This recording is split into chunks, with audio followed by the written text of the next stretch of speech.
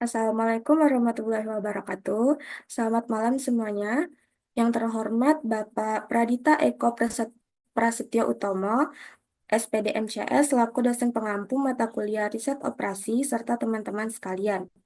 Pada kesempatan kali ini, kelompok kami yang terdiri dari Afdal Aditya Nasution dengan NIM F1 S1222191, Nesa Putri Nazwa dengan NIM F1 S1222163, Ahmad Alvito Chadari dengan NIM F1 S1222109, dan saya sendiri, Seinza Aulia dengan NIM F1 S1222020. Di sini kami akan mempresentasikan hasil tugas kami yang berjudul Implementasi Algoritma Genetika untuk Penjadwalan Kuliah. Kami berharap presentasi ini dapat memberikan gambaran yang jelas tentang penerapan algoritma genetika dalam menyelesaikan masalah penjadwalan. Next.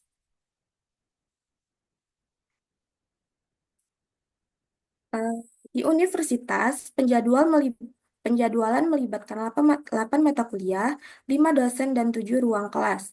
Dalam jadwal awal ditemukan beberapa konflik seperti yang pertama, dosen harus mengajar di 2 tempat sekaligus. Lalu yang kedua, 2 kelas berbagi ruang pada waktu yang sama. Dan yang ketiga itu ruangan yang tersedia tidak cukup pada beberapa waktu tertentu. Untuk itu, diperlukan penjadwalan ulang yang mempertimbangkan semua keterbatasan tersebut. Lalu bagian next,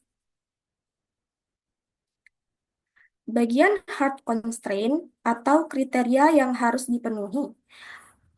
Setiap mata kuliah harus terjadwal untuk setiap kelas.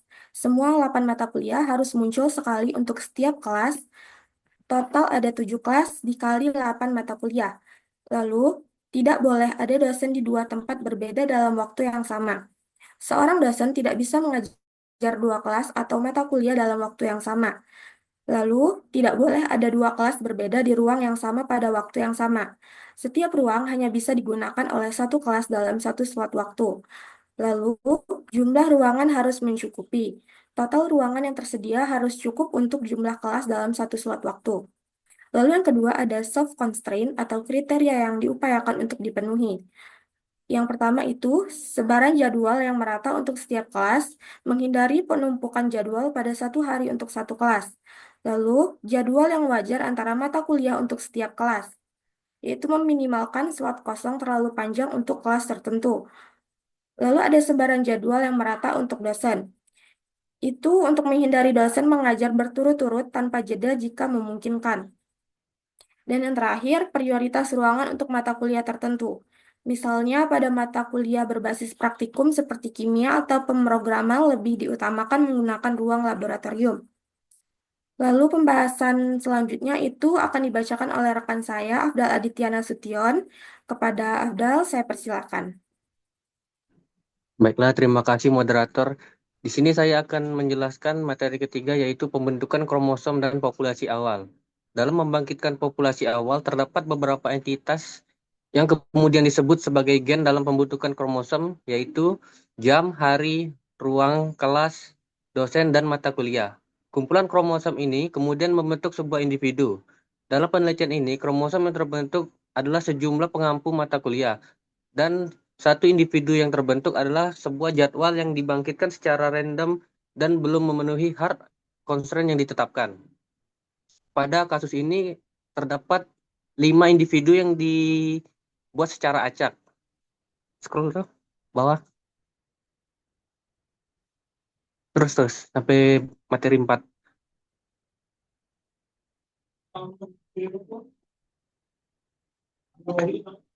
Materi selanjutnya yaitu adalah evaluasi fitness. Evaluasi fitness bertujuan untuk mencari individu terbaik dalam populasi. Individu terbaik ditandai dengan nilai minimum penalti yang diberikan pada individu akibat adanya pelanggaran hard constraint dan soft constraint antar kromosom. Untuk menghitung nilai fitness dari setiap individu digunakan formula yaitu FI sama dengan 1/1 tambah sigma pi.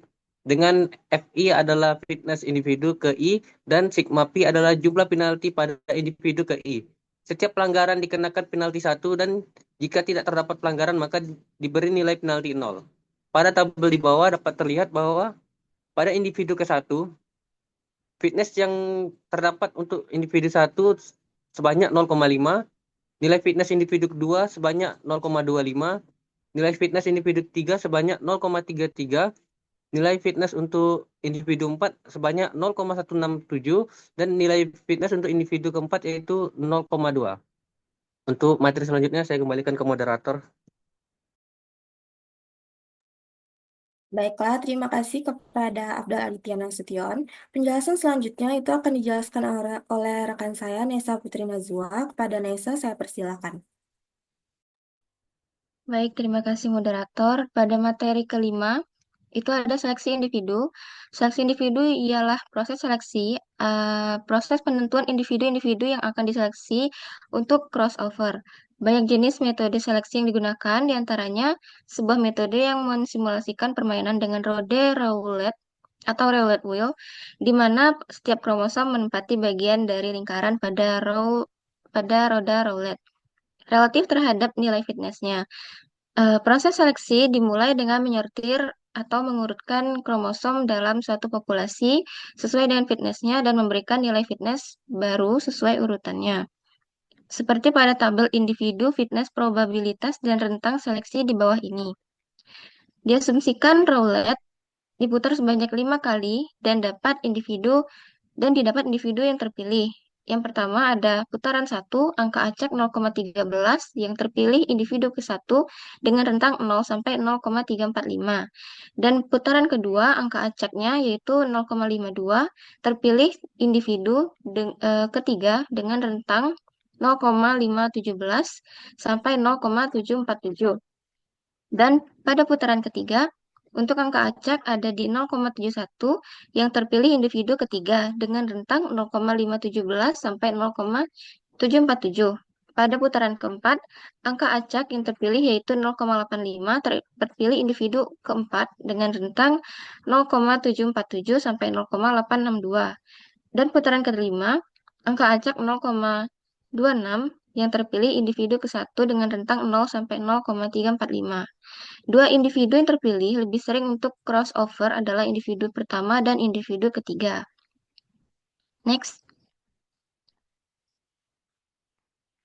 Untuk crossover, materi selanjutnya itu crossover. Crossover adalah teknik dalam algoritma genetika yang menggabungkan informasi dari dua individu atau orang tua untuk menghasilkan individu atau anak baru.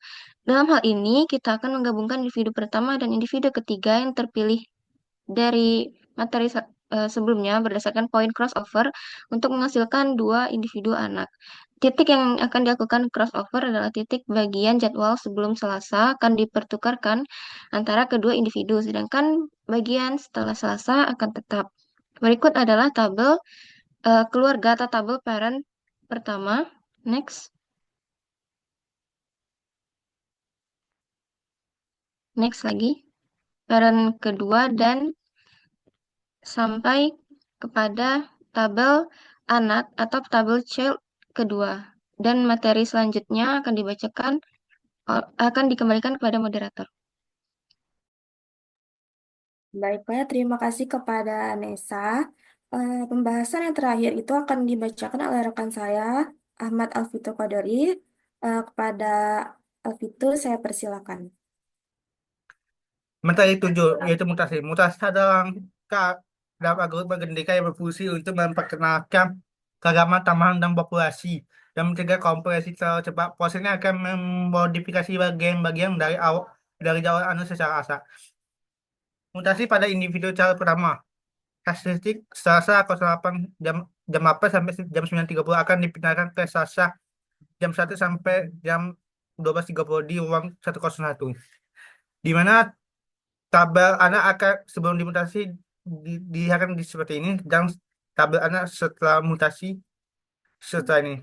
Itu mutasi pada tabel cara kedua, di mana mata kuliah kimia di hari Senin jam 1 sampai jam 2.30 akan dipindahkan ke ruang 301. Di mana tabel tabel anak yang sebelum mutasi sebagai berikut dan tabel anak setelah mutasi sebagai berikut. Materi ke-8, evaluasi fitness populasi baru. Di sini tabel individu di mana individu ke satu atau tabel anak jumlah bentuknya nol dan fitnessnya satu. Individu kedua jumlah bentuknya tiga jadi fitnessnya 0,25. Individu ketiga anak kedua jumlah bentuknya satu fitnessnya 0,5. Individu keempat jumlah bentuknya 5 fitnessnya 0,167. Jumlah individu kelima jumlah bentuknya 4 fitnessnya 0,2. Dapat terlihat jumlah fitness dari populasi bakal ada 2,117 yang mana lebih besar dari jumlah fitness populasi awal. Dan terdapat satu individu yang memenuhi hak dan soft constraint yang yaitu individu satu yang merupakan individu hasil dari crossover dan mutasi dari populasi awal yang nilai fitness satu atau 100%. Sekian saya bagikan ke moderator.